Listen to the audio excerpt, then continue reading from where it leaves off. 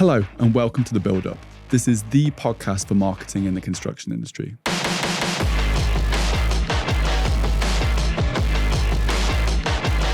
I'm Dan, the creative director at Dissident. We've been working with construction brands for a number of years. It's an exciting and rapidly evolving industry, and that's why we created a podcast dedicated to the weird and wonderful world of construction marketing. I'll be speaking to leading brands, other agencies, creatives, influencers and startups. This is the resource I wish we had when we first started out in the industry. Thank you for being here and welcome to The Build Up.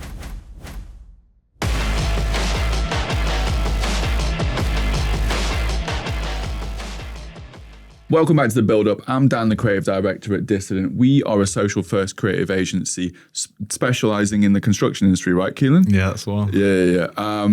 Social media marketing, hard hitting content, sexy creatives, something like that. Yeah, I don't know. Sexy. We are sexy creatives. I'm joined today by Ben Russell, who also has a poorly child. If I didn't mention it before, my child was poorly last night. He was sick in the night, not running on a lot of sleep today. Mercifully, my wife has let me into work and she's back home with the kids and stuff like that. And your kids are poorly as well. Yeah. So we'll see how this goes. Yeah. Welcome, Ben. Thank you for having me. We met over socials, as you do, and then I think you were on the golf trip with Scrappy, right? So I was on the golf trip.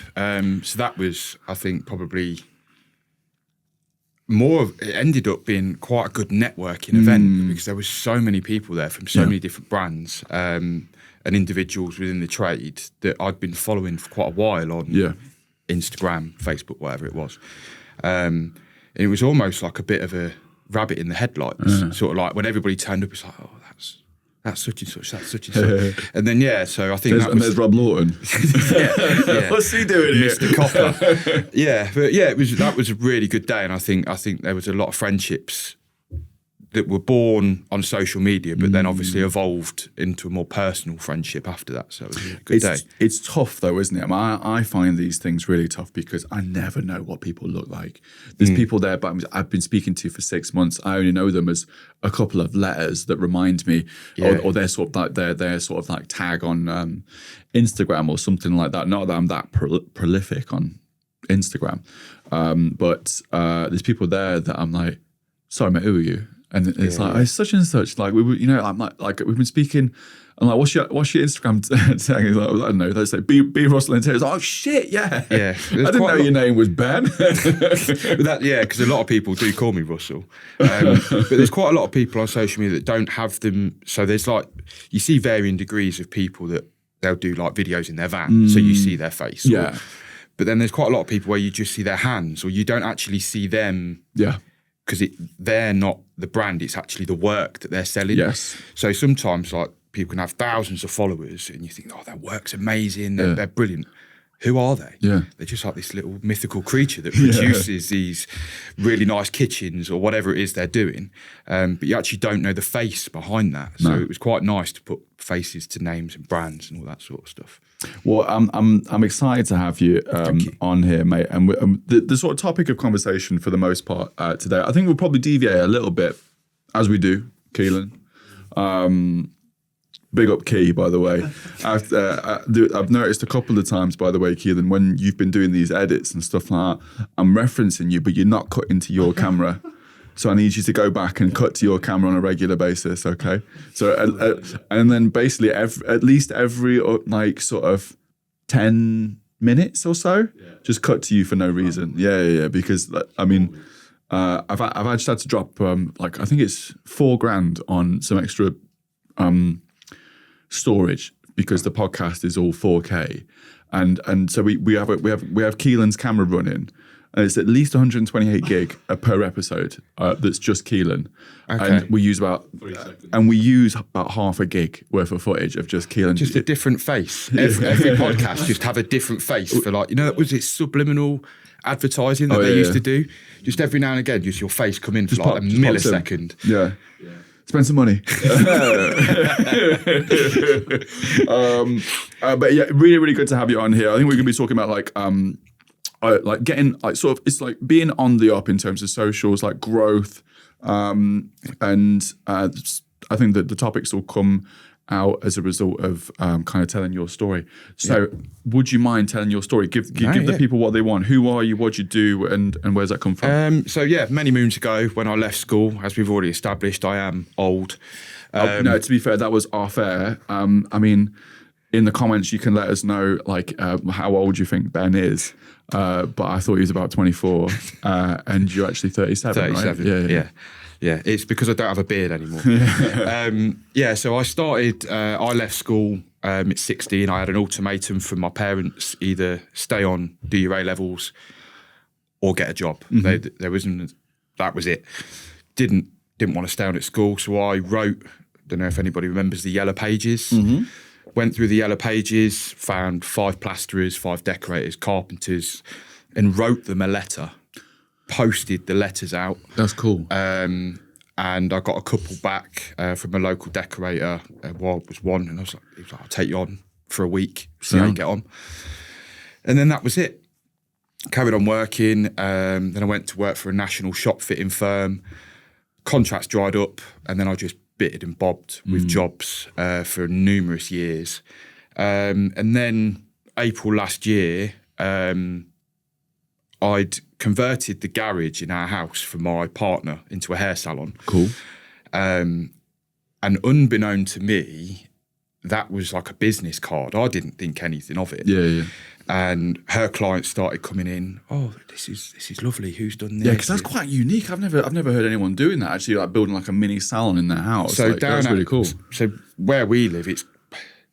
I think after COVID, a lot of industries realised with these offices in the gardens and all that sort of stuff, you can't park a car in our garage. No. So she was struggling to work due to COVID because you're touching people, aren't you? So, right, well, let's just convert the garage. Have your own salon, be your own boss, do what you want. So converted the garage. And sorry, Ben. I like to point out when Keelan's being a twat. Sorry. Tell the people what you did, Keelan. I just accidentally forgot to put silent shooting on. The silent camera. shutter. Sorry about that. That's fine. Straight down the mic. It's fine. I just wanted to get another excuse to get Keelan cam working. You know what I mean? Yeah. So if that doesn't make it into the edit, I'll be disappointed. Sorry, Ben. No. It's fine. It's fine. We like it. We said it was going to be raw, just as it is. Mate, it's going to be silly. I'm already feeling silly from a lack of sleep. Converted the garage. Turned it into a beautiful salon for her, in my opinion. Yeah. And her clients, she had a really big client base. They were coming in, and it was sort of a bit of an odd one. Like they'd say, "Oh, does he do this? Could he do my lounge? Could he do my bedroom?" So I did a couple of jobs for people, not really thinking anything of it. And you weren't self-employed at this point. Was this just like almost like a DIY project, or were you? Like I wasn't. It wasn't my job. I was. I'm in the fire service. So I was doing it sort of on weekends, and that sort of thing.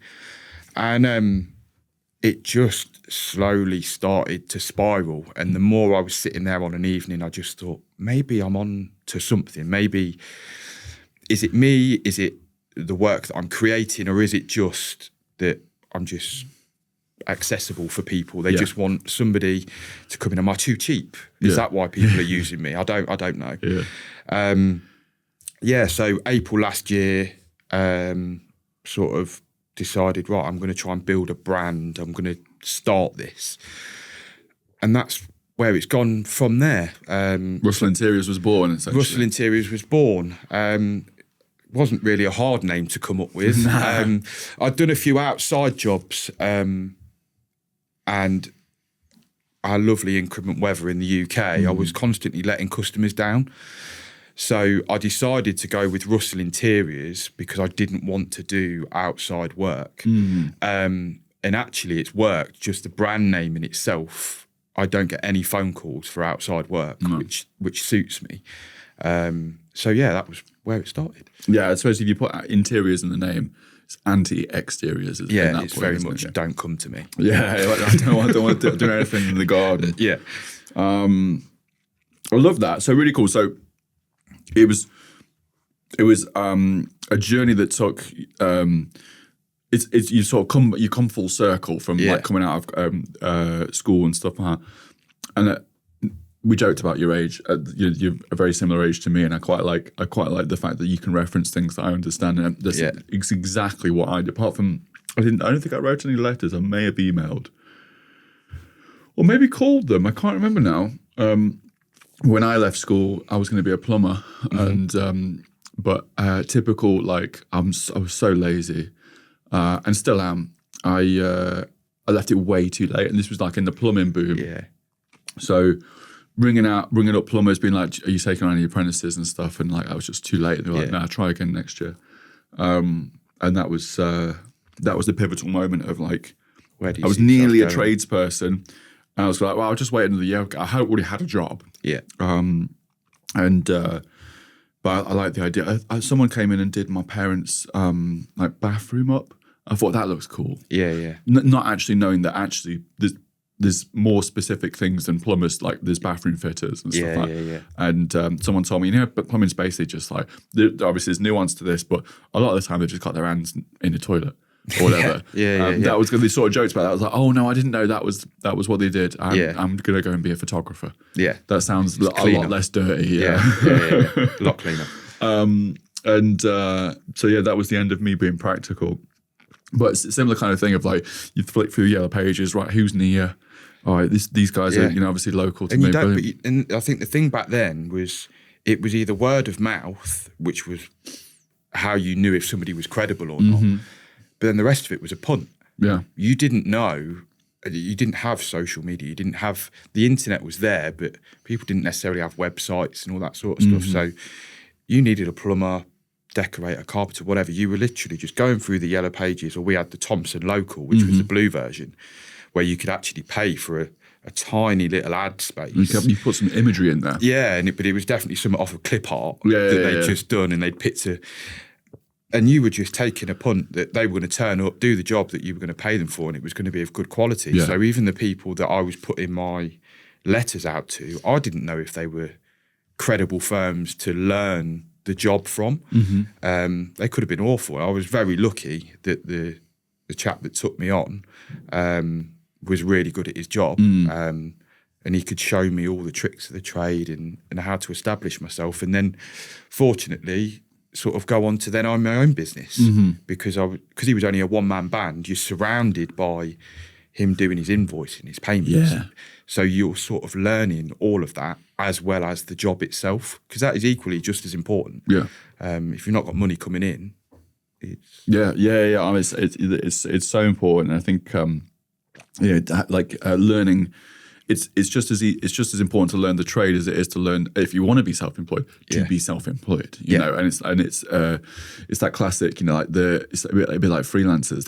You have to do everything yourself. Yeah. You have to be your own accountant. You have to do your own marketing. Yeah, definitely. Up to a certain point, obviously, eventually you can start paying people to do stuff like that. Yeah, I wouldn't. No one would ever trust me with accounts. We'd be bankrupt in weeks, wouldn't we, Keelan? Because I just spend it all. Let's all go on holiday. Just loads of cameras. Loads of cameras. Oh, mate. Just 360. People on social media who they know Kate because she's like sort of, I don't know, the sort of voice of a lot of the brands that we work with and stuff like that. Kate is a tight arse when it comes to money. Like, she just won't let me spend anything. She eased off a little bit, though, wasn't she, recently, Kate? But anyway. Yeah, and I'm like, what do we need? Let's get it. Let's buy it. Yeah. So, Russell Interiors is born. Can you talk us through, like what's your specialty? What kind of stuff do you do? What are you interested in for the most part? So, originally, was sort of wall panelling. So, the wall panelling wainscoting. So, like you've got in the salon here, a lot of people. So feature wallpapering used to be a big thing. People would have their chimney breast feature wallpapered, and then wall panelling came along. And I'd done it in the salon, but I don't think a lot of people had seen it sort of in real life. They'd just seen it on Pinterest, Instagram, that sort of thing. So I started doing that as well as the decoration of the room. And then I think having a bit of carpentry background as well, like we touched on before we started recording, I could sort of hang a door. I can put skirting boards on. I can build certain things out of materials. And it just sort of slowly, people say, oh, can you, while you're here, could you do this? Or can you do this? And I go, yeah, I can do that. So then it just started to evolve a little bit to then the interiors. So you weren't just coming to me for decorating. So I've done a few shops recently where I've done bespoke clothing rails and decorated. Yeah.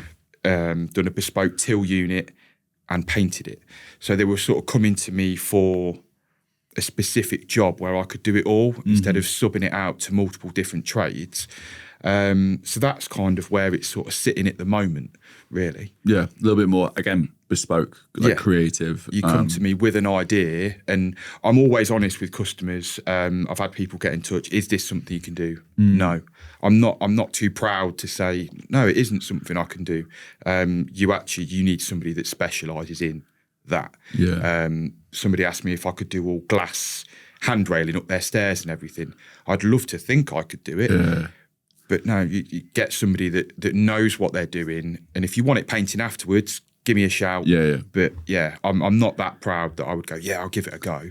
Life's too short to have all the anxiety around like not being confident with a particular thing. Exactly. Obviously, at some point you've got to try. If there's something that you're really passionate about, you think, I really want to be able to do that. Yeah. You can be. I guess you can kind of be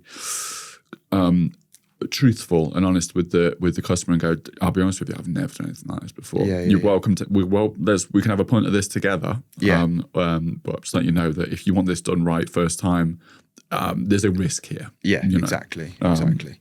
And this is kind of one of the things that in the creative industry is quite tricky. It's probably somewhat similar in building and renovations and stuff like that. It's very rare that we do the same thing twice in what we do. It's really, really difficult to be able to go, okay, you got any examples of this very, very specific thing that we need? I'm like, no, that sounds bizarre. But most of the time, because of the way the dissident exists and that sort of ethos is, we don't want to be doing stuff twice. We want to be always pushing boundaries and doing something unique. That's the nature of dissident, is to be like, sort of, we've done this thing and now that's played out, let's go and do something else. Definitely. And so there's always an element of like, I want to give this a try. This sounds cool. It's nice to be out your comfort zone a little bit, and I always encourage customers with colour. I'm a big fan of colour, whether that be black, red, orange, green, whatever it is.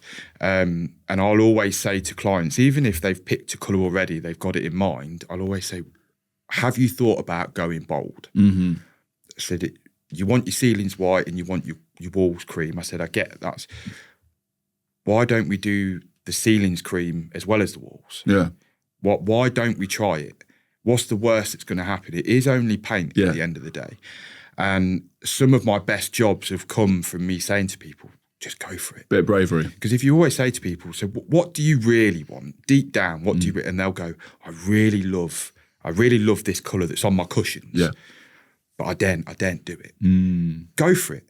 Because if you don't like it, it is just a case of painting it back over the top. And if we come to a mutual agreement beforehand, if I've done one coat and you don't like it, then we'll change it within the price of the job. It's fine. Yeah. And 9 times out of 10, the customers, they love it. Yeah. Because they've actually got what they wanted, but they're too scared to make that leap.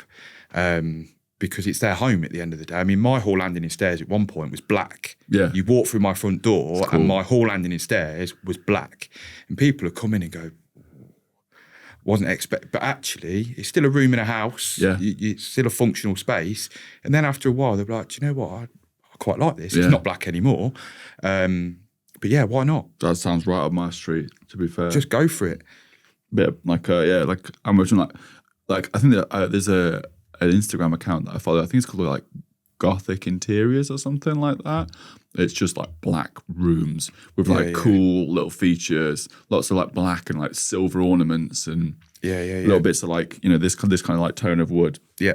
I think that's really, really cool. So you've been building up the brand. Oh, before we carry on, because you're probably the best person to sort of answer this question.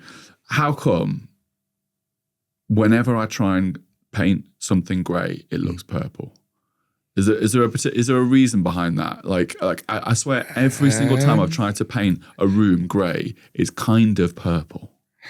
Is that a lighting thing? So there's a lot of factors that go into painting a room. And certainly when I decorate a room, I paint the window reveals first. Okay. So a client of mine a while ago, they picked, it was a slightly off-white, but it had pink undertones in it. So I painted the window reveal and it looked white-ish. Yeah. Painted the rest of the room and it looked rose pink. Okay. And he came downstairs and he was like, what is this colour you've painted my lounge? And I was like, it's the colour you've picked. Like, here's the swatch. Held the swatch up to the wall and it was an exact match. Yeah. And he went, oh, no, I don't like it. And I went, follow me. And I put the swatch in the window reveal and it changed colour. Yeah. And I said, the lighting in a room is so important. What the base colour was that you've painted over the top. So you can either try and neutralise it out with just a base coat of white. But yeah, it will be something, other factors. Yeah, and it's whatever the swatch card is, the paint will never look like that on the wall. It never will. So it's a bit of a false economy. Yeah, it's a weird one, isn't it? Even when you do a little swatch, even do like a little on the wall, you make a little thing there. Actually, like you're seeing that in like isolation, and really what you want to see is a whole wall. Yeah, and how and all the light that's being sort of gathered by it. Yeah, I think I used to say to people I can't really I expect it to be more saturated or less saturated when people would do colours. This I'm talking specifically about when I used to shoot weddings, like wedding albums. You give them the swatch, and I'd be like, this swatch. I think you say this swatch looks darker than it actually will be. It's just because of the amount of light that's hitting it. Based on the tone so the tone of grey. So the spectrum of colours, I mean, you'll know from videography and photos and stuff, is massive. Yeah. And there's so many undertones to that one colour. Mm-hmm. So, yeah, when you start chucking in the lighting and stuff like that, it's so difficult to nail it down. Yeah. It's not just a manufacturer's thing going like this guy wants grey, but we're going to stitch him up and put some violet in there. Just you know what I mean? It's not like an internal joke from the paint suppliers like, nah, we'll make it purple. Honestly, every single time I've tried to paint a room grey or have some sort of accent wall, it's always come out purple. And people even say, I like the fact that you've gone like orange and purple in here. I'm like, it's grey. So it's probably got a bluey undertone to the grey. So like the blue and the white together, when they've mixed it, it's got that purple. So you almost need a black and a white undertone to get that greyer. We've gone off topic because it's supposed to be about marketing and stuff, but I think it's general knowledge. Every now and again you can squeeze that in there, can't you, Key? It also depends on the lights you're using, right? Because if you've got like some yellow halogen lights or whatever, as opposed to some like everything looks orange, some like bluish LED stuff, completely different. Yeah. What about so we've got Russell Interiors. I keep saying B Russell because that's of my Instagram. Go and check it out. B Russell Interiors on Instagram. What have been the pivotal sort of moves that you've made in terms of your marketing? We mentioned just social media there for a second. What steps have you taken to sort of get your name out there? So in the early days, I am quite tight. Mm-hmm. You get on with Kate. with what I'm gonna, because I am still in the early days of being a sole trader and that sort of stuff. I don't have thousands of pounds to chuck at marketing and that sort of stuff. Ads and all that kind of thing, and put it in like local page, like local or whatever. I was surprised when I was looking through the little magazines you get through the door how much they were charging for like a little A5 half a page. And do people really read it? Yeah, it's a tough one. I mean, it would. I guess certain generations would, and it's very much based on trades. Like you wouldn't put a creative agency in there. It's kind of a weird thing to do. But like, if you're like a local plumber, let's say, and your good market for you is sort of retired people, older people, and stuff like that on social media. Great. Yeah. So I don't know. It's a tough one. It is. So I went through.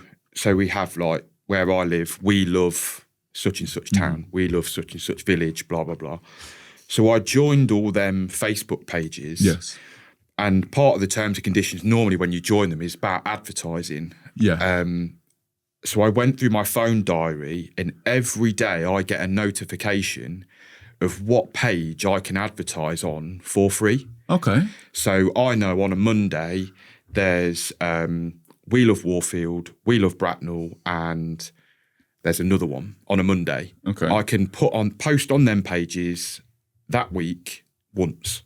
Oh, okay. Yeah. So it's free. Nice. If I wanted to post more regularly, you have to pay the agency that's running them Facebook pages.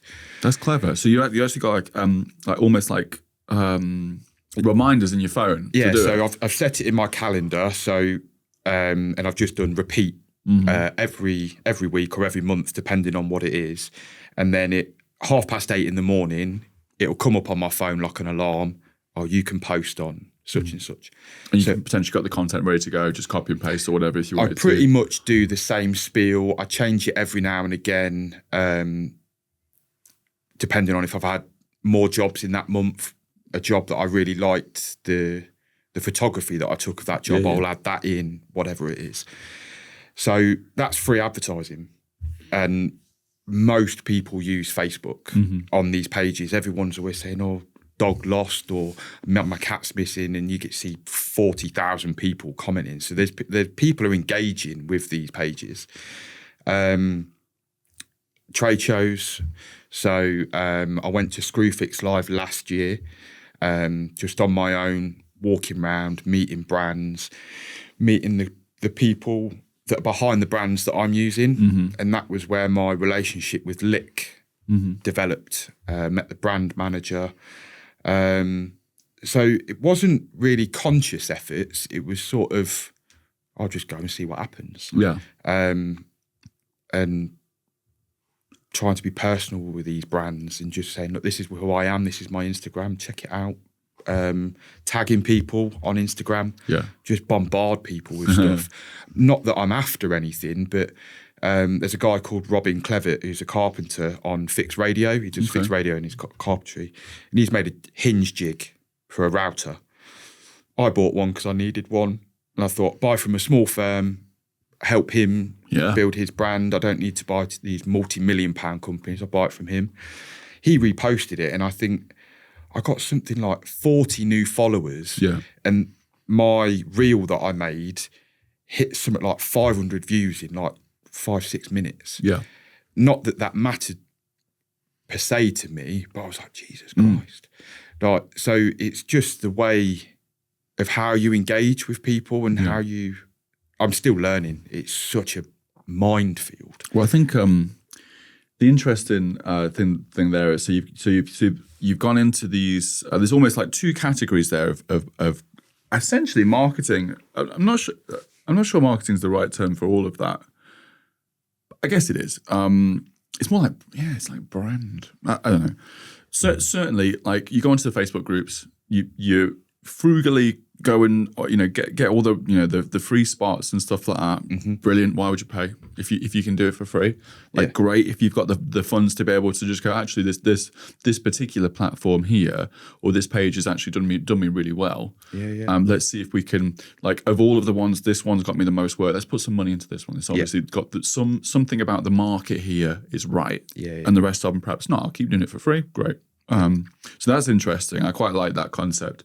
I think that thing of like Facebook is people say Facebook's dead. I personally hate Facebook. I go onto it and the first thing I see is clickbait for something that's like triggers me or that I don't like or whatever. And I'm like, ugh, get straight off this. And some of my stuff from Instagram I auto post onto Facebook and no one sees it. Yes, mine are linked. I don't post onto Facebook like I do Instagram. I purely use Facebook as a networking for my local areas because it seems like all the little villages have their own little page.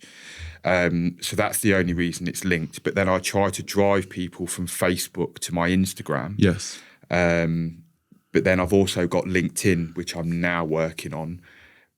But that's more for the corporate side of my business, meeting the right people within the brands, Yeah. if that makes sense. Absolutely. I think so.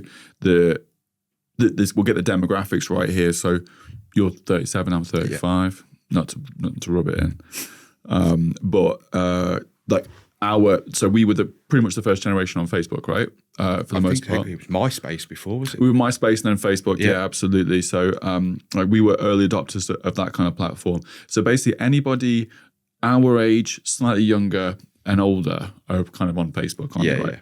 So basically, anyone that's got any money is on Facebook. For the most part. Don't want to say it, but yeah. Yeah, like, so that's the kind of thing, like, you're not getting 22-year-olds unless they're, you might have, but you're more likely to get a 45-year-old than a 22-year-old as a client for a big job. Yeah. They've done well in their life. They've got to a point in their career where they've got a decent amount of money, some disposable income, perhaps they're retired, whatever. So most of those guys are on Facebook. Some of them will be on Instagram, of course, as well.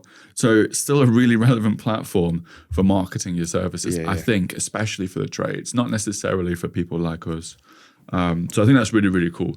And then you go to these trade shows and you're networking with networking with other people in your industry, you're speaking to the brands, and you're engaging with those brands on social media as well. So there's a couple of things going on there, which I think is quite interesting. So you're building a network who are potentially going to refer you, which is cool. They see your work. If you got mates in the industry, a bit like you saying, like, I might not be the one necessarily right now to put up your the glass, was it balustrade? The glass, but I know somebody that could. Exactly. And it's sort of like the modern Yellow Pages. Yeah. Like, I can't fit your kitchen, but I know the person that won On the Tools 2024 Kitchen Fitter of the Year. He's decent. And I would say he's pretty good. Yeah. Would you like his number? So I think that's quite, and I would like to give, if I could, recommend people that I know and I trust, because then inadvertently it does fall back on you. If they do a bad job, then you go, well, he recommended that person. But yeah, I think that the first Screwfix Live event that I did, it really opened my eyes. Really opened my eyes. I think it was then I met you on the golf day, and I'd sort of seen the work that you guys were doing, and then Lick was born from that year. And that's sort of spiraled ever since. Because there might be an argument that some people would say of just like, well, interacting with brands and these other, for the most part, content creators, let's be honest, who are tradespeople. Yeah. Some of them are, got big followers and stuff. They saw them, well, actually, what benefit is that to your actual business and not just your network? Yeah. But actually, it does have an impact for sure, because you've got those recommendations. Yeah.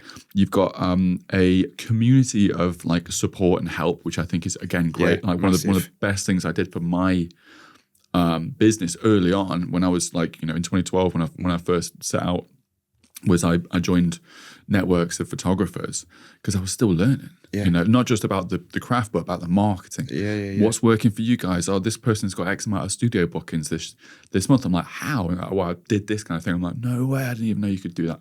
So that's huge. It's gonna build your business in a through way, but also when you're dealing with when you're speaking to these brands, when you're tagging them in stuff and things like that.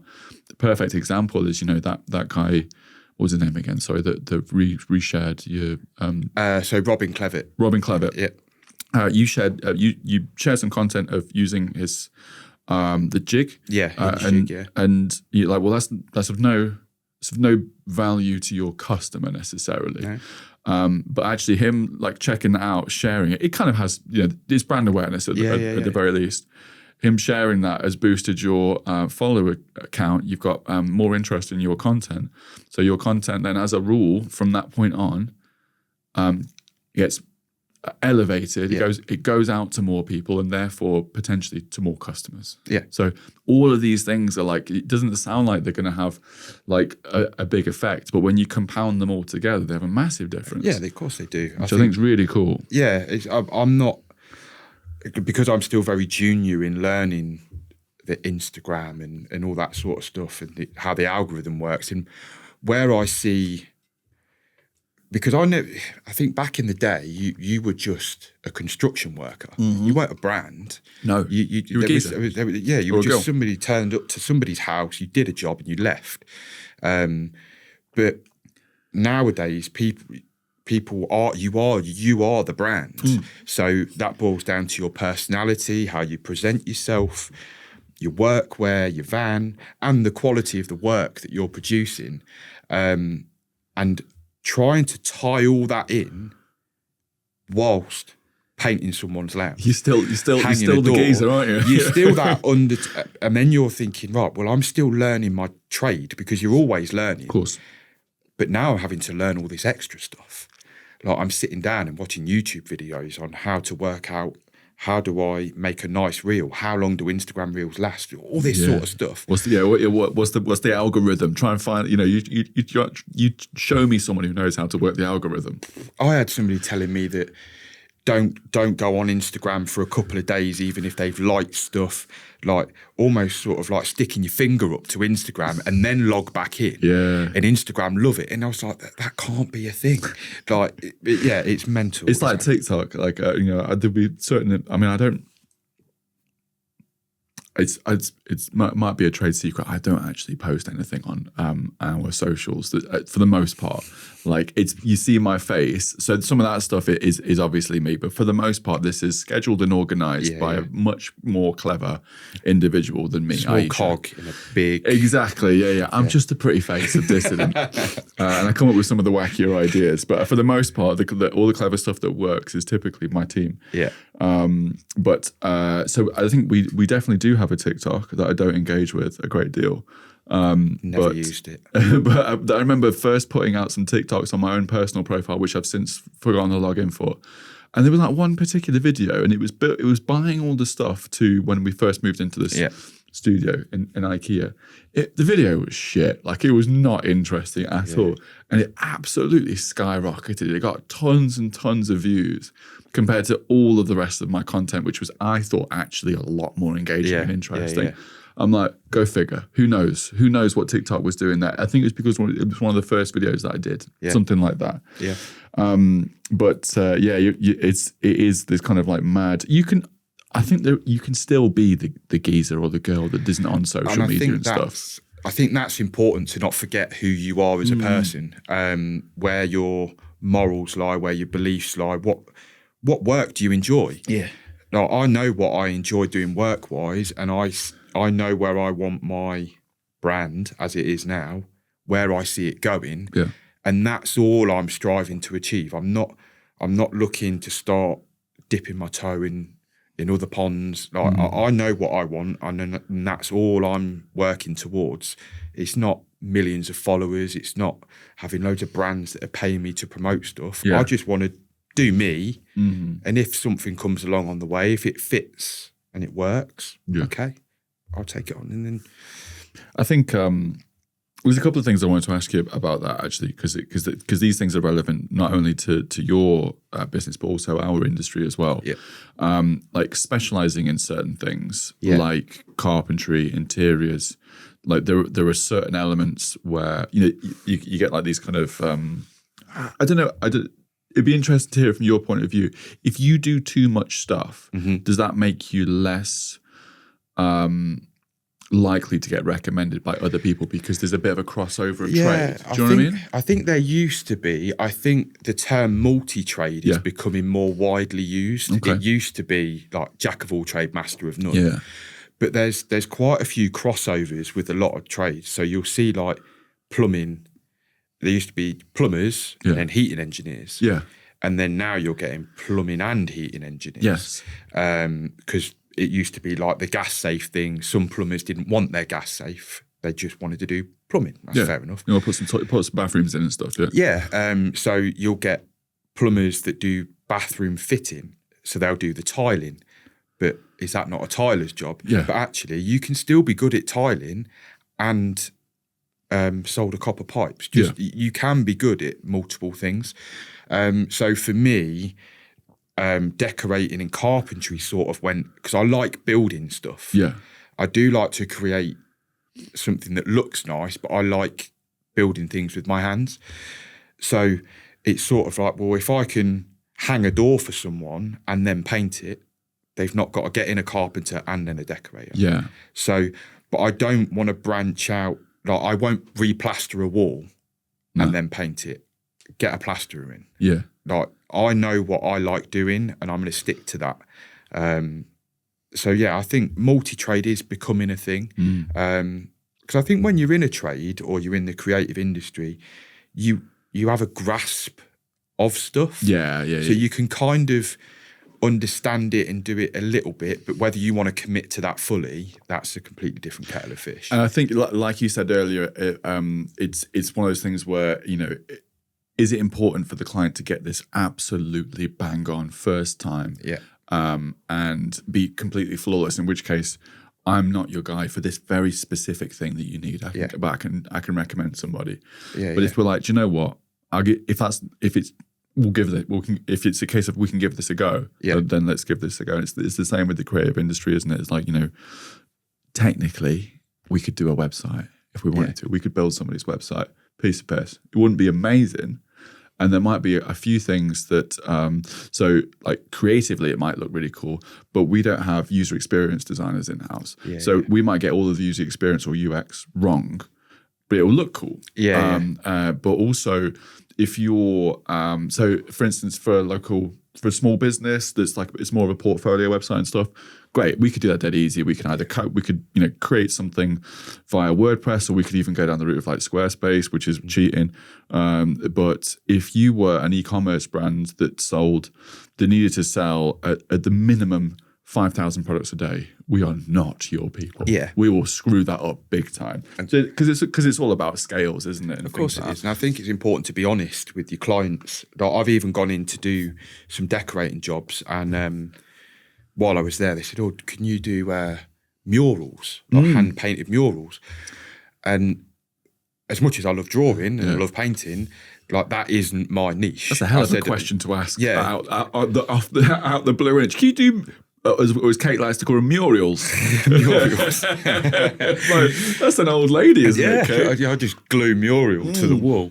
But yeah, so they were a military family. Husband had just left the military, and they bought their first home, and their son, they basically given creative license to their son to have his own bedroom however he wanted it.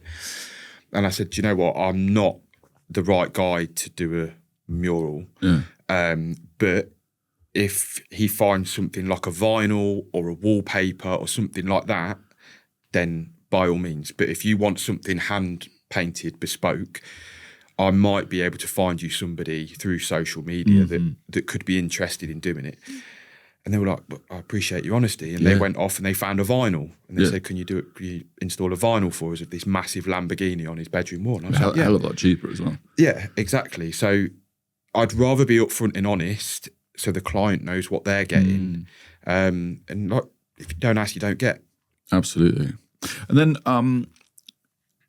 we're going off in all different kinds of tangents, but and I think it's important because it's all relevant to how do we succeed. Yeah. And kind of your experience so far. In terms of like, I mean, do you get many recommendations as a whole, or referrals from other trades currently? So I started working closely with a couple of local builders. Okay.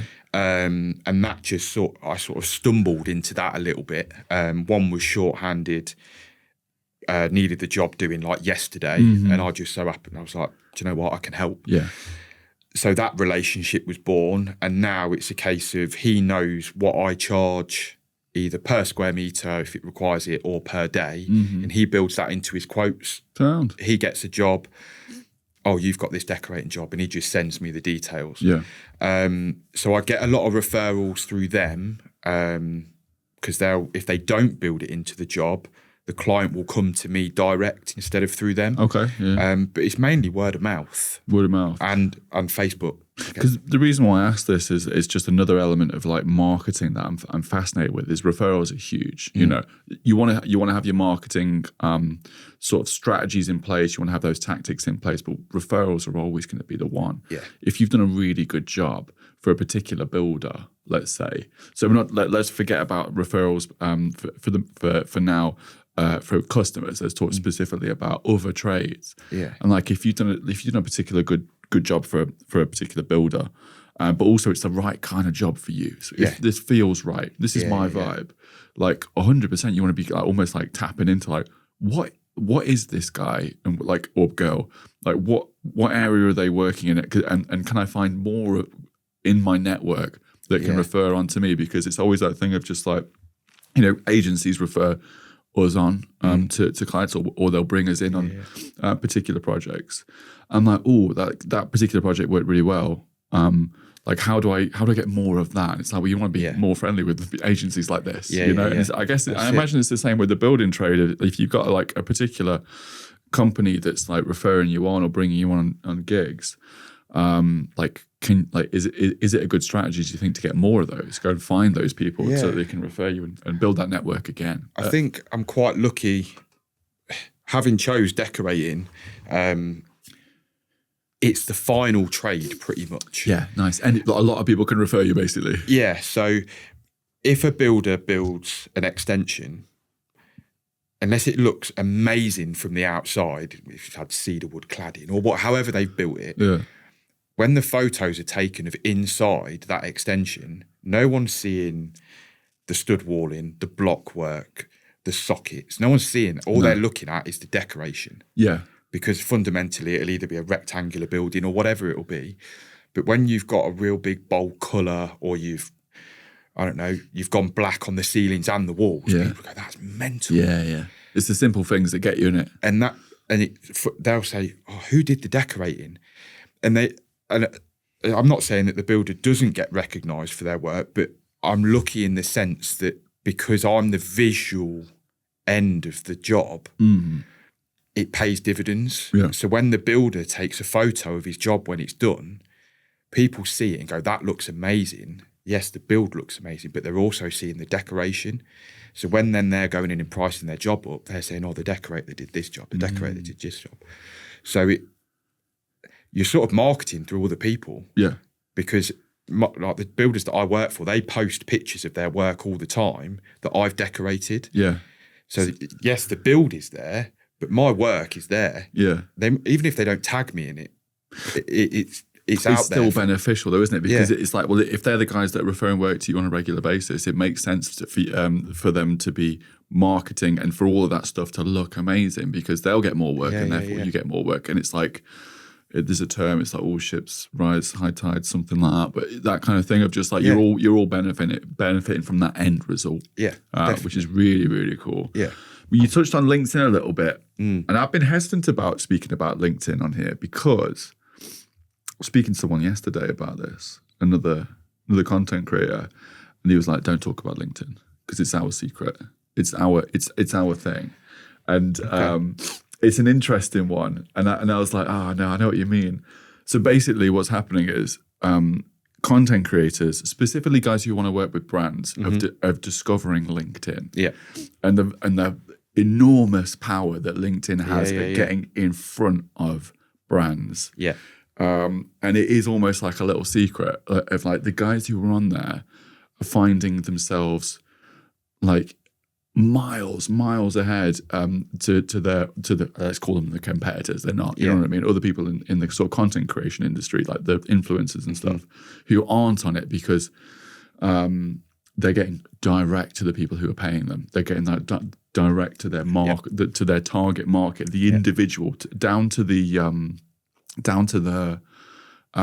job title. They can find these people. You know who you need to speak to. Exactly. And correct me if I'm wrong, but I go to trade shows and you speak to all these people that are on the stands and things like that. Unless you're giving me a card with your title on, for all intensive purposes, you could be, I don't know, Steve or Jane, that works on reception that is just getting paid extra to promote the brand at a trade show. I don't know who you are. Usually it's one of the I don't know. We work a lot with like sort of like fixings companies, tool brands, stuff like that. You're speaking to the sales guys, really, you know what I mean, who have no say in the marketing for a lot of the time.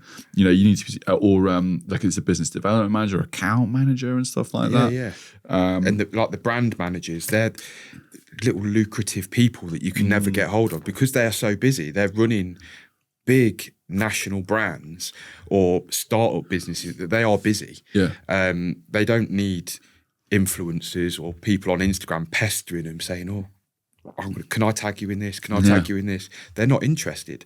But LinkedIn definitely, but that was born off of the back of Screwfix 2024. When I was on the Lick Pro stand, I didn't even think about LinkedIn. And someone mentioned it to me there. They said, I think they said something like, "Oh, are you on LinkedIn?" And I was like, "Isn't that for like people that work in banks?" Yeah. Someone who wants a job, basically. Big corporate people. I went, no, get on LinkedIn. And then I sort of logged in and it was asking me for like my passport and my driving license. Like it was all really official. And I was like, I can sort of try and get involved with this. And all the people that I'd met, I was literally like, there they are. Yeah. Because you can't, you know, there's like, you know, if you're messaging, let's say you're a content creator, you want to work with a particular brand. I don't know. Let's throw a random brand out there. Let's say it's Bosch. It's an easy one. So for the most part, if you message, so if you're a content creator and you tag in Bosch and stuff and all that kind of thing, typically the person that you're speaking to on the other end is an agency or lower down the rung of decision makers. So the social media, maybe they're even just, their title is just social media manager. A lot of the time, not all the time, they haven't actually got a lot of power. They're quite often junior, which is sad because they shouldn't be. They should be, you know, anyone that's in charge of marketing and communicating a brand through social media channels should be a very talented marketer and communicator, not necessarily a junior that knows how to use TikTok. Straight out of school. They're not qualified a lot of the time. If you're tagging and messaging these people, yes, they might be resharing and stuff. It might go further up the line if you're lucky, and quite often it does. But those people that you're messaging a lot of the time don't have any buying power. They don't have any decision-making power. It's the people, it's their managers who they don't have the time to be on socials and like seeing Ben's post and seeing Ben's messages and stuff like that. So you can bypass those people and go straight to the decision makers on LinkedIn if they're on there. I think it's a really clever play, and I think you're going to start to see a lot more content creators on LinkedIn. And I think so. Currently, people like yourself stand out on LinkedIn because LinkedIn's like our kind of safe place where, for the most part, we're just speaking to other people in business. I mean, for me, it was just being able to connect. Like I don't really approach brands. I'll tag people if I think the brand's good or whatever it is that I'm using. I'll always tag them in it. But I don't send people messages and go, should we do this together? Should we do? I'm doing me at the end of the day. I'm too busy to be trying to tout for brand business, so to speak.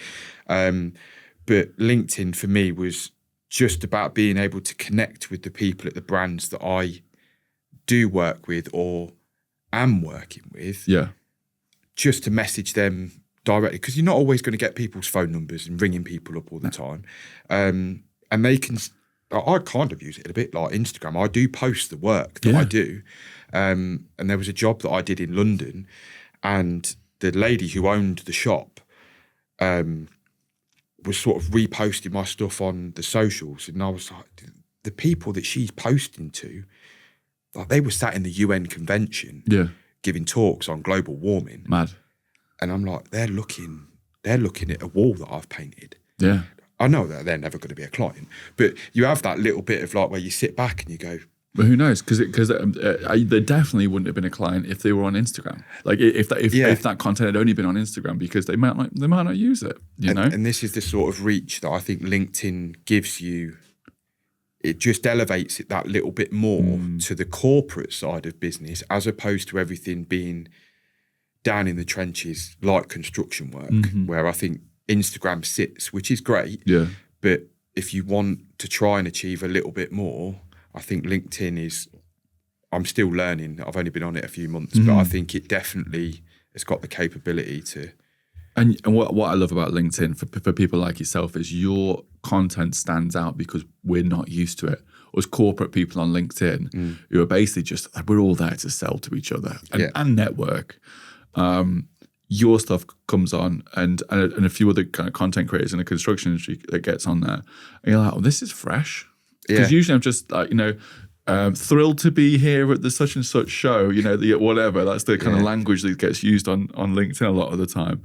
And then you're there going like, oh, I finished this job. It looks really cool. And however you communicate that, and it pops from everybody else's, like whether it be drudgery. A comical video or something. It's just that bit of breath of fresh air, I suppose. But what I really like about it from your point of view, like if you're tagging in, let's say Lick Pro, on Instagram, naturally they're going to share that. That's a really good market for those guys. Yeah. But if you're not posting on LinkedIn, they can't reshare your stuff because it doesn't exist on LinkedIn. No. And they're not going to grab it from Instagram and take it to LinkedIn. No. That's too much work. So if you're showing up on LinkedIn as well and tagging them in it, they're more, again, they have the option to reshare, engage with that kind of thing. And they'd really appreciate that. And I don't want to sound, I don't think it's bragging, but so I know the guys at Lick really well that work in there, brand managers and all that sort of stuff. They're all brilliant. But when the person that owns that company, that is the big cheese. Yeah, the CEO or whatever, because they don't necessarily know that this is going on because they're so busy running a massive company. When they're reposting your work and then they're sending you private messages. Yeah. Then you start to think, well, actually, it isn't just the brand manager that's saying, oh, we want to work with you, we want to do this. The owner of this company is saying, this is amazing. Yeah. Like, we want to work with you. Blah, blah. Because that would have never happened without LinkedIn, because then the only Instagram accounts they've got are their personal ones. Yes. And they're not posting work-related content through that or anything like that. No. And they won't care. Like a lot of the time, the CEOs and stuff maybe not necessarily Lick, that's probably not a great example. But let's say some other big, massive corporate company, even in construction, the MD, CEO, whatever, they're not checking up on the marketing. They're checking on sales. That's all not all they care about, but a lot of the time they're busy. They got a lot of stuff to do. Most of the CEOs and the really, really high up MDs and C-suite level executives, they're not on Instagram seeing how the posts did, on their brand. They don't give a shit. They're going, they're having big meetings and trying to do all these kinds of big deals, and they're looking at big sales figures and stuff. So if you can catch them on LinkedIn, which is where they're more likely to hang out, and they go, oh, that's cool, and they maybe give it a little reshare, and it's all going to be beneficial. So it's a little you've stumbled across a little gem there that I don't think a lot of people are familiar with, especially when it comes to working with brands. But also solidifying the relationships that you already have in the commercial space. Of course, if you were doing loads of commercial jobs as well, that's a completely different thing. If you were trying to do like big office fit outs and stuff, for instance, it's the best place for you. Exactly, definitely. What's been tough for you, Ben? Like, what have you struggled with? In terms of like the last 12 months, was there anything that you like? I thought this was going to work better, or I've tried this and it was shit. I think just knowing. You know your trade, and you're always learning that, but understanding that you're stepping into a world that's been going on for quite a while. I think the whole use of influencer or brand ambassador and all, it's been around for quite a few years. People were selling clothes and nutrition drinks and stuff for years. I think trying to learn that at an older age, like 37, started when I was 36, stepping into a world where it's not something I'm pursuing, it just sort of happens. But you want it to be organic and build a brand around who you are, but without looking like you're trying. Yeah. It's hard. I don't necessarily get the time to put the content out. A lot of the time I forget. Yeah. I'll do a job and go, I've just got to take a photo of this now. Because at the end of the day, you are a tradesman and a dad, you know, and all the other stuff that you've got to be. You know, It's quite difficult to be also a marketer. So 1 hour.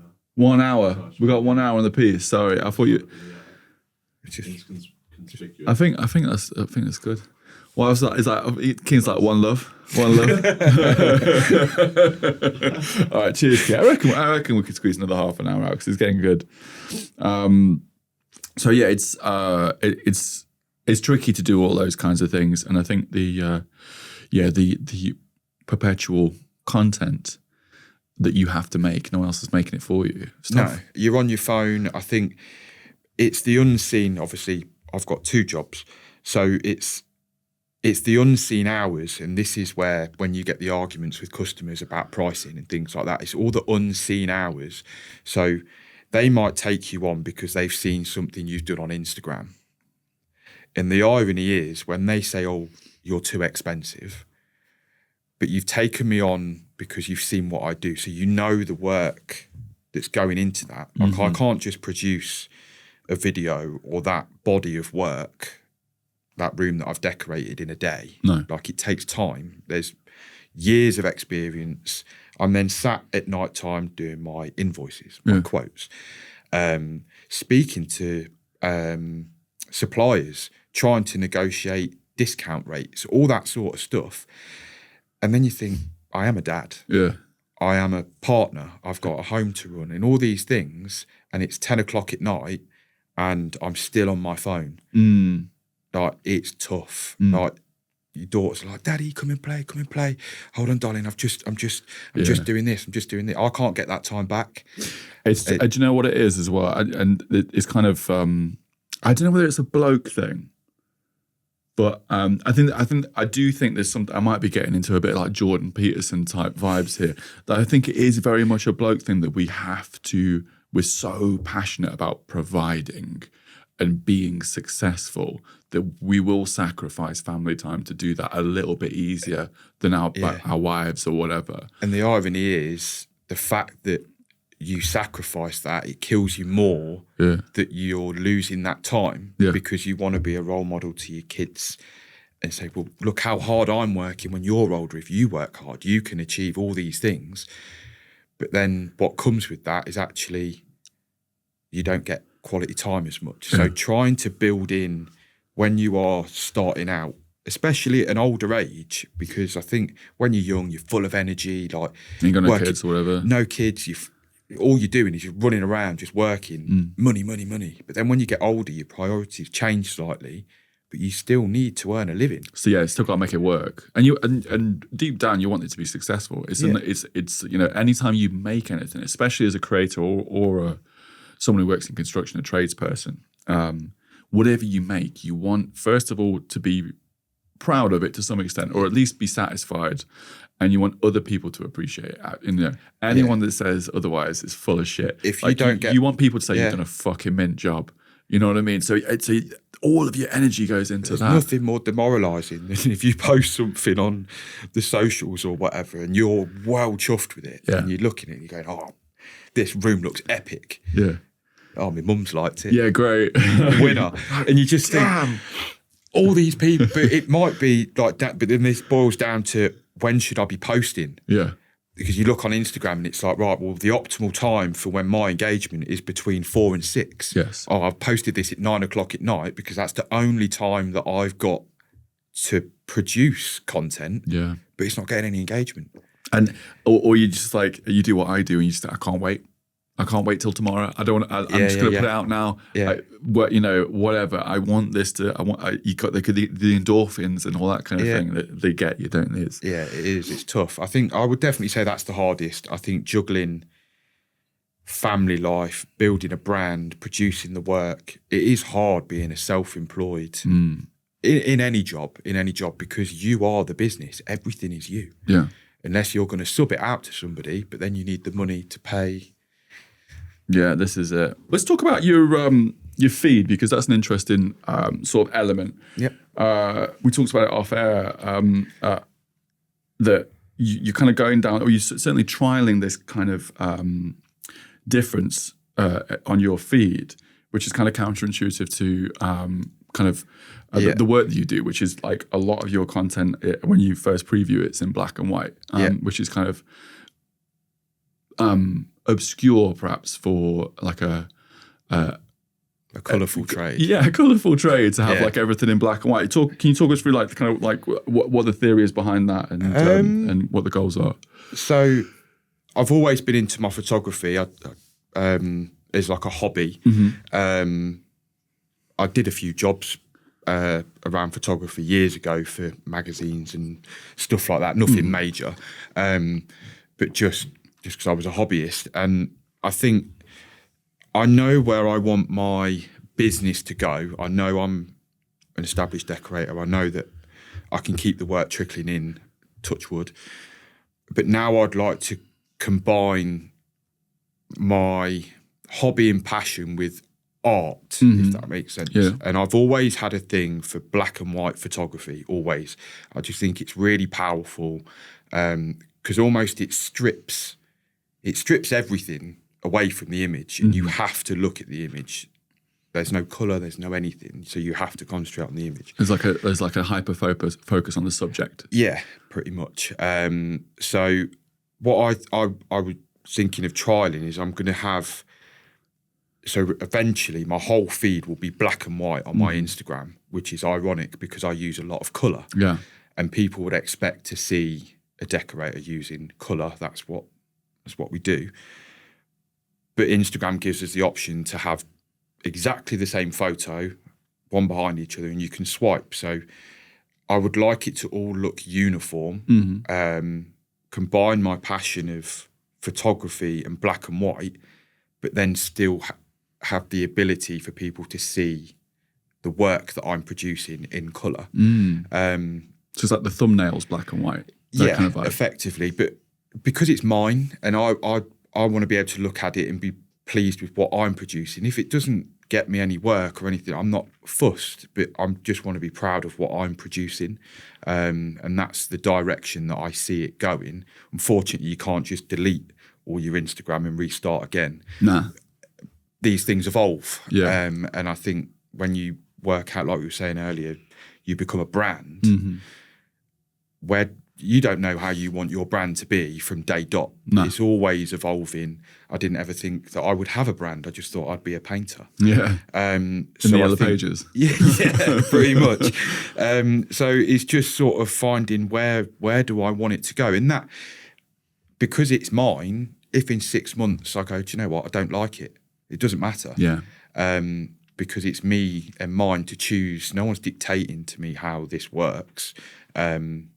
If I've got the work coming in, it doesn't matter anyway. So I think it's you're in that beautiful stage of trial and error, which I love. It's like, let's try this for a little bit, see if that works. It's, I'm not. It doesn't really matter if it didn't work out the way I intend it to, and it's a good time to play around with stuff like this. Yeah. But I think there's a couple of things that I've noticed here that I think are really interesting about this kind of like tactic. Yeah. First of all, it's kind of rock and roll, isn't it, Key, to just have everything in black and white. It's almost like going against the grain. Like if your trade for the most part is about making colours pop and have these really interesting interiors with big bold colours, with brands like Lick. And then someone goes, let's go check out this guy's feed, and it's all in black and white. Like, that's pretty rock and roll. I like that. It's like rebellious. They've got to hunt. It's almost like people have to hunt for it. Yes. Whilst it isn't difficult, because they've just got to click on the image and swipe left or right. And I suppose without clicking on the image, you don't know if that colour image is there or not, because it doesn't tell you that there's two images together. But yeah, it's interesting. But there's a couple of things that you may or may not have realised that you've done that are like kind of quite clever, which is if you do continue down this thread, your feed and your grid will be incredibly consistent, which is something that is appealing to a lot of people, I think, especially if you're thinking about this as your portfolio. Yeah. Everything's really consistent.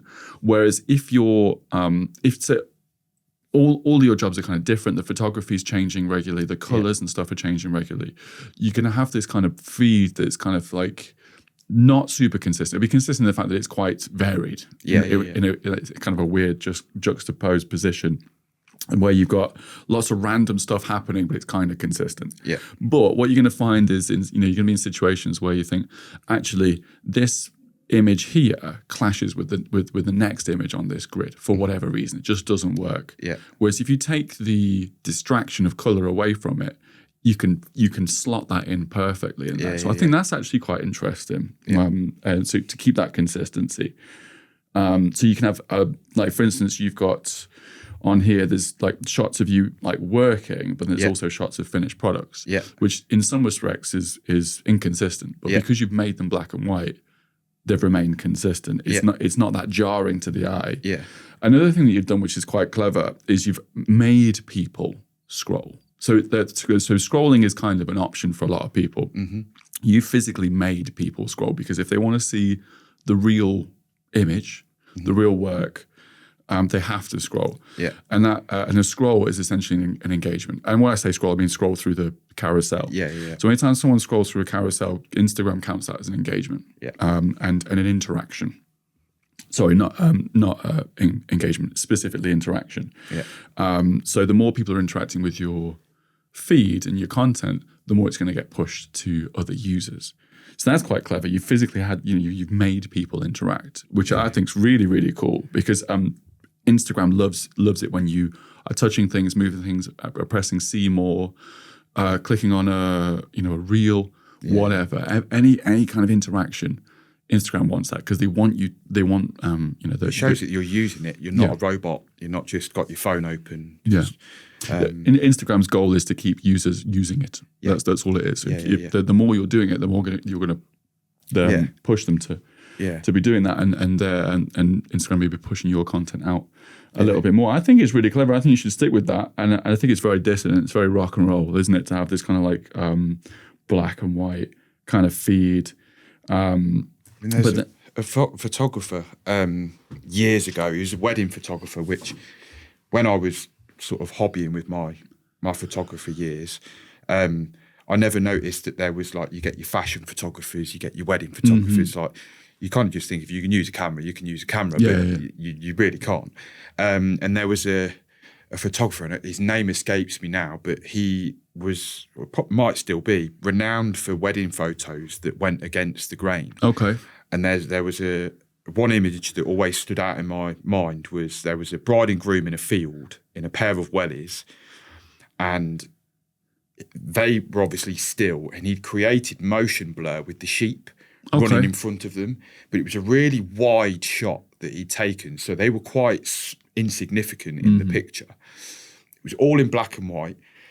You could make out they were sheep, but it had the motion blur. Yeah. And I remember looking at that image for quite a while and thinking, that is such a great picture. Yeah, it's super cool. But for not really an apparent reason. Yeah. But that photo is going to be a picture that they show their kids, their grandkids, whoever it might be. But they're quite insignificant because they're quite small. You can't really make out the details of her dress, anything like that. But just the way it was shot was amazing. It's just art. Yeah. And for me, moving over my next sort of 12-month short-term goals is I would like to bring in my other hobby into my work, because then it just keeps feeding that passion. I think it's quite easy to become stagnant. Yeah. And I think even black and white images, there's so many different tones of black and white images. You get the blue tones, the grey tones. Use of contrast, you can push them a bit further. Yeah, and sometimes actually you convert an image to black and white and it just doesn't work because you lose the detail or whatever it might be. So that's keeping me interested in it. I'm not hoping for sort of like extra engagement out of it. But like I say, when I go on my feed, I want it to, like you say, do people want to engage with it? It goes against the grain slightly. It just keeps me interested in actually doing it. I think it almost brings like a bit of a mystique to the work. You know what I mean? It's kind of like it's real. I like This that element of phantom it. painter. Yeah, he's kind of like this geezer's a bit more mysterious. Like he's doing stuff that's like not normal. You know Especially what I mean? with the brands that I work with that are colourful. Yeah. And then they're like, "Oh, have you got any photos from the event?" And I'm like, "Yeah, but they're all in black and white." Yeah. And they're like, "Oh, like what colour was it that you used?" And it's like, it's orange, but you can't tell because the tin's in black and white. But then you can have the colour image as like a side bit to that. I think it's a really cool idea. Stick with that. I think that'd be really interesting. At the very least, it makes you unique. Who'd have thought changing an image to black and white? You know, you've got two options: black and white or colour. No one else is doing it. Almost no one else is doing it. And it's really hard if you. The best thing with black and white is if you've taken a shit image, a shit photo. Yeah. If you turn it to black and white, it does hide a multitude of sins. Oh yeah. And sometimes if you've got a bit of glare coming through the window or whatever, I mean, phone cameras are great, but you can't hide that much. Convert it to black and white, gone. Yeah, listen, it's a get out of jail free card, black and white. I used to shoot weddings, and me and Molly used to shoot it. Me and Keelan have shot some. You know, you're in these situations where, you know, you've got a shot and you've got like bluish light coming from outside, some yellowy light coming in from the bar. There's a mixed bag of stuff, and you're trying to edit it, and it looks weird. And you just press black and white, fixes everything, move on. You know, obviously, and you can play around with your contrast. A image. What I used to do, this is a technique that a guy called Steve Bridgewood, really good friend of mine in the wedding industry, taught me, which was I would actually set the preview on my cameras. This is really nerdy now. To black and white. Okay. So we would shoot raw images. So when you actually process the image, it still had the color in it. Yeah. But when I was looking in the viewfinder and looking on the back screen, it was actually in black and white. And I would turn the contrast up like crazy and adjust like the preview exposure. Yeah. So that you could focus purely on where the light's hitting and how the contrast is working. Yeah. I think I did it for a while and then I kind of like moved away from it. But it was really interesting because you could really see how these tones worked and stuff, even though a lot of my imagery actually wasn't black and white. I much preferred color. It's an interesting thing.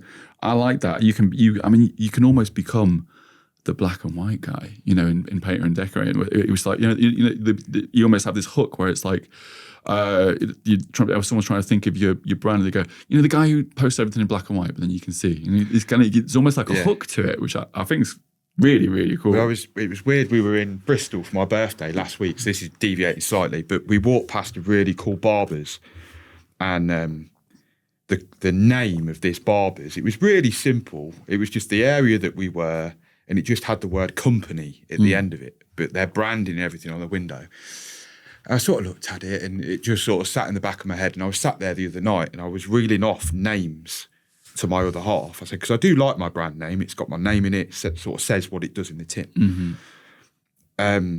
But I said, I can't shake this particular name. I just can't shake it. And she was like, but you've got your brand. Like, people know you. People say, oh, it's Russell Interiors, blah, blah. I said, but I can't shake this name. And I don't know if that part of it is the creative side of it. Just, I can't let it go. I just need to let it go. Yeah. But yeah, it almost lends itself to that black and white sort of theme. Yeah.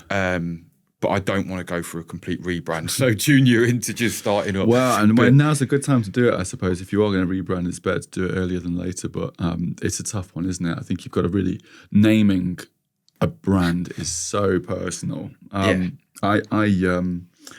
read a book. I think I may have told this story. I don't think I've told it on the podcast though. I read a book called "Don't Call It That," which is a really interesting book. It was created by a naming agency. And it sounds obscure because you don't really think about things like this, but there are agencies out there specialized in naming companies. They help you pick a name for a brand, and they'll go through a lot of the specifics because you may pick a name that you think works, but actually there's a company in Venezuela who has exactly the same name that actually has copyright to that name. And if you're looking to build the brand to a particular size, you've got to avoid stuff like that. Gets messy. Yeah. A bit like the build-up. There's actually about 5 different build-up podcasts knocking about. But I was like, sorry. There's only one, really. There's only one decent one. Really. Yeah. But I had that with Dissident.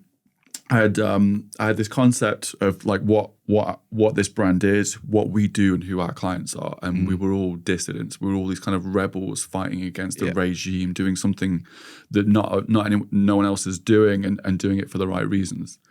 And dissident was the name, and I couldn't get away from it. I couldn't shake it. And there was loads of other kind of options that on paper were actually probably more. There were a safer bet. So I read this book, and every single element of this book said, "Don't call it dissident." And it was like, because it was so many things wrong with it. Other brands had the name dissident. It was quite difficult to spell. To some extent, quite difficult to say. People think I'm saying different a lot of the time. I'm from different. I'm a bit different. I actually quite like that. Like Different Agency, I think actually is a really cool name. But there was, it didn't actually, the actual name didn't say anything about our company. Like really, you would say something like, I don't know, Construction Creative Agency or something like that. Construction Hub or whatever. Something like that. It has to, for the SEO reasons and the analytics and search and stuff, like it would be better if it was a different name. So I read this book from cover to cover and I was like, sod it, I'm going to call it Dissident, which was the most rebellious thing I could have done. Which is the irony, because it means that you're rebelling against it. Yeah. So you spent all that time reading a book to tell you not to do something, and you've named it. Yeah. Don't tell me to do something and I will do it anyway. Oh, I've worked that out. But no, I think it's cool, mate. So plans going forward. So we're coming up to the end of 2024 here, which is when we record this. This podcast may be coming out in 2025. What's your plans for 2025? Have you got any things you want to play around with? Any concepts? So I'm junior in working with Lick. So we've banded a few ideas between each other. So I think there's going to be some big things coming next year. Obviously, like you say, it's the end of the year, so the meetings aren't going to take place till the new year. But I am very much enjoying the path that I'm on. And because there is so much to learn and you're still finding your feet, how is it working? Is it working? Is it not working? You're making mistakes. You try something and it works. I think for the next year, other than working with Lick, I just want to continue where I'm going. Yeah. Stay the course, see it through. Yeah. And I think that the black and white thing, that's where I see it going with my socials. I'm not searching for brands or anything like that. If something did come along, amazing. But I just want to stay true to what I believe and where I see it going. And hopefully it's... Yeah, continue the craft, stay the course, keep staying authentically you. Yeah. I mean, the only thing that I was, that to add to that is just be consistent, and then you're onto a winner. There may well be some quick fixes and some wins and some little golden nuggets knocking about that you may be missing, but I think that if you're playing it long game, doing that, being authentic, being consistent, being you, being creative, that's always going to win. It's always going to win out. I think that's the thing. I just enjoy being creative, and I think that's my story, and I want to tell that in client space, whether it be a shop, a home, whatever it is. I want to be able to evolve and be able to offer creative solutions for people, but then that's for me as well. I want to challenge myself creatively. So that's where I envisage the next year to be. I'm excited, but hopefully going to get you on some projects coming up soon as well, in Disney, which would be wicked.